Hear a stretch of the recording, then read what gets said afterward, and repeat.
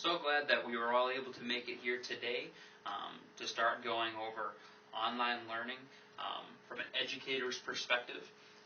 And over the last, oh gosh, it's been about a year now, I've been doing a lot of reading when it comes to online learning. Its pros, its cons. And when I came out the other side of my research, understanding that online learning provides exceptional opportunities for a number of students that, for either because of scheduling or because of place, so the fact that Kuiper College is located in Grand Rapids, aren't able to take part in the education that we offer here.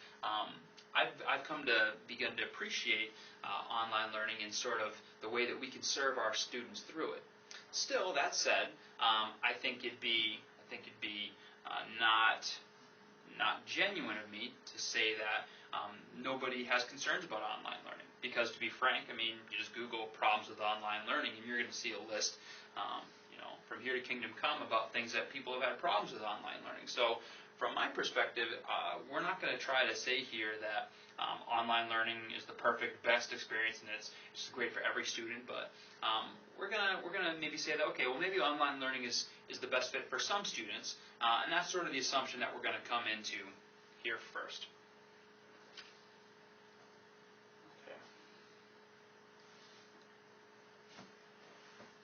So over the last year or so, I've been doing a lot of reading on online learning. Okay, when you do research on online learning, you're going to get things on both sides. So you'll have people that are raving about online learning. It's the best thing ever. It helped me to learn like never before. I love it. I want to marry online learning. On the other side here, you have people that have complaints, have concerns, have worries about online learning. The reality of where we're at right now when it comes to online learning is that 69.3% of higher education administrators are saying that online programs are critical to the success of their universities. Okay, so basically almost 7 out of every 10 upper-level administrators are saying it's critical to our operations. So what that tells me is that people are weighing what are the benefits, what are the concerns, and they're coming out further out on the benefits side of things. But the purpose of this lecture here isn't really to get into the debate of whether online learning is the best option for every student, because I don't think any of us are going to argue that online learning fits every student best. I think that we can probably all agree that online learning will fill the needs of some students best, and we're trying to figure out how to do that well. That said, it makes sense for us to take some time to go through what are some of the challenges and concerns, some things that we as educators have concern about. What are the things our students will have concerns about? What about other administrators? What do other people say about this? So we're going to go through some of these things and just engage with them, because people have legitimate concerns with online learning. Not to the extent that I think that we should do away with it, but things that we want to make sure that we're being conscious of, that we're not setting ourselves up for failure by the way that we develop our lesson plans or by the way that we interact with students. And so over the next 6 sessions of this course, we'll be getting into some of these things. So what we're going to work on first is we're going to look at some challenges of online learning. Okay? And what I want you guys to do is I want you to break up into you're already at tables, but break up into groups of 4 people per table. And I wanted you to take the postcards that are in front of you. And you'll notice that on the postcards there are 5 different problems that students have with online learning. And what I want you to do as a group, you're going to take 5 minutes, and you're going to take all the different postcards, and you're going to organize them on what you think students, the thing that concerns them most will be at the top of your list. And the things that concern them, 2nd, 3rd, 4th, 5th, rank them in order, I guess is what I'm trying to have you do. So what we'll do is you guys are going to break into groups, you're going to divide them up and categorize them, and then we're going to hear from each group on what order you put them in and why. Okay, so go.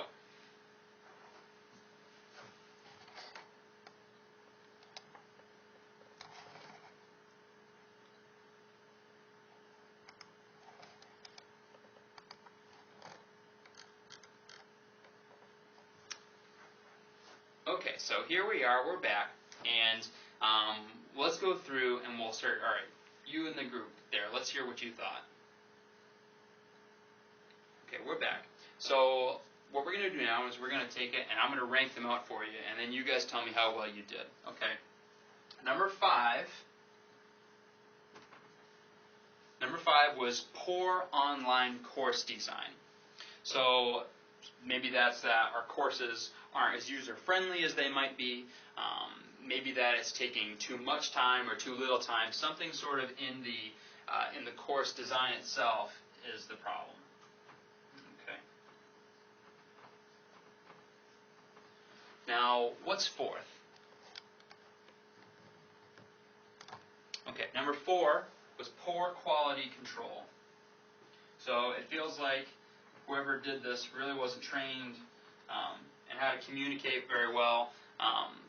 They didn't really put a whole lot of thought into how we were going to assess this, and there weren't improvements. So as we were going through online classes, we didn't notice that they were hearing the criticisms we were making, and we're making changes on that. Okay, number 3, hate group projects. Hate group projects. Okay. Now this is probably an example of one of the things we can't necessarily do away with altogether, because we know that collaborative learning is important, and we know that when our students are in the workforce, they're going to need to be able to be successful at doing this. But we need to be aware of the fact that many students don't like group projects, so perhaps some strategies we could use in that are, okay, so we know they hate group projects, so let's make sure that when we're doing a group project that's really meaningful. And maybe take away some of the things that people hate about group projects, like I hate the fact that I've got to take the whole class on my back, and if I don't, I'm going to get a bad grade. So maybe we can build in different measurements or different rubrics or something, so that our students that are putting out good work are getting grades commensurate with the work that they're putting in. Let's look at number 2. What's number 2? Poor customer service in advising. So poor customer service. It feels like when we are putting in complaints or thoughts, that's going to a black hole. They're not hearing us. As far as the advising things, I took 3 courses and nobody told me that I only needed to take the 1 English, and so I took the 3, and I wasted all this time and money. It feels like I'm working with a machine, not a person. That's number 2, poor customer service and advising. This is going to be a little bit more of an administrator's concern, I might think, but as professors, we're sort of the first line of defense when it comes to working with students and maybe solving a problem for them now rather than 3 months down the road, so being timely and things. And the number one thing was missing or disengaged professors. These are professors that didn't put their time in. I couldn't get them. We had an assignment due. I sent emails, never got anything back. It's impossible for me to be successful. Gosh, I wish I was just in a physical classroom where I could just say, hey, what's due here? And they could answer me back to that. Now, this is something that I think the professors, missing professors, this is something that we can be quite deliberate about. Because at Kuiper, we're not talking about sections of 200 students in an online course. We're talking 15, 20, 25. And so what we're going to think about is we're going to think of strategies on how we can not seem to be a missing professor. And there are just a couple easy, quick tips that I can throw out there for you from my reading is that what you do is in the beginning of the semester in your syllabus, you're going to say, I'm going to check my email at this time every day. So 7 o'clock to 8 o'clock every night, I'm going to check my email and I'll respond to questions. Or it could be every other day or whatever that time is. But publishing the time you're going to be available and then following through with it will really help to fight this idea that you're a missing professor.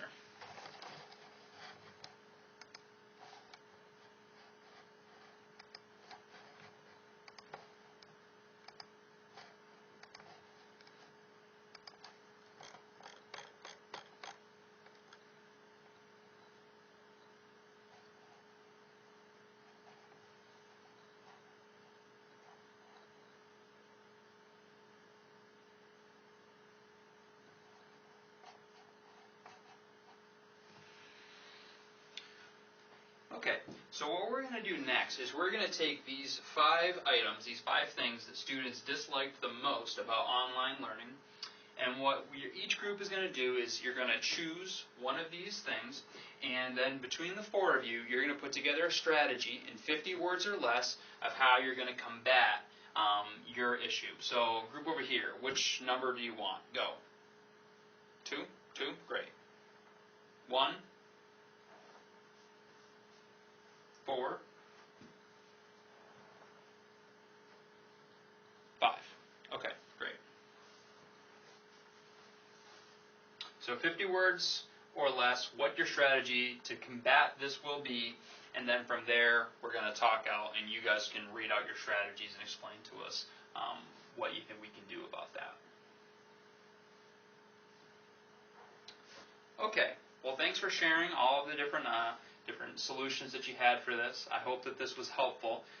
What you're each going to do now is, because we hate group projects, each of us is going to write down, we're going to take some time, and each of us is going to write down 3 strategies you can use to serve our students through building online community.